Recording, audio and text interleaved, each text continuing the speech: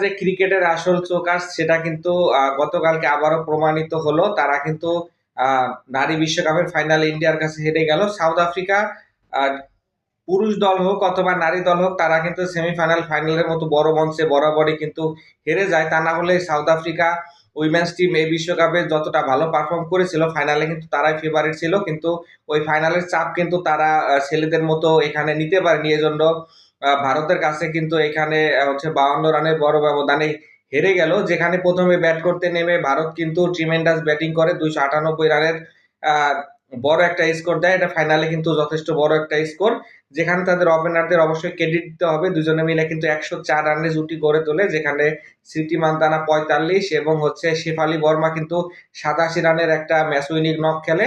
Middle অর্ডারে দীপ্তি শর্মার 58 বল 58 রানের কল্যাণে কিন্তু 298 রানে পৌঁছে যায় ভারতীয় নারী দল। 299 রানের টার্গেটে জবাব দিতে নেমে একদমই ভালো শুরু হয়নি এখানে সাউথ আফ্রিকার, যদি 51 রানের একটা পার্টনারশিপ হয় উদ্বোধনী জুটিতে। এখানে হচ্ছে ক্যাপ্টেন হচ্ছে লরা ওয়েলভোর্ড 101 রানের অসাধারণ ইনিংস খেললেও অন্য ব্যাটসম্যানরা কিন্তু তাকে যোগ্য সঙ্গ দিতে পারেননি। এই জন্য কিন্তু 246 রানে বেশি করতে পারেনি সাউথ আফ্রিকার দল। যেখানে ব্যাটের পাশাপাশি দীপ্তি শর্মা বল হাতেও কিন্তু 5 উইকেট নিয়ে ট্রিমেন্ডাস পারফর্ম করে ফাইনালের ম্যাচ জয়ের নায়ক ছিলেন।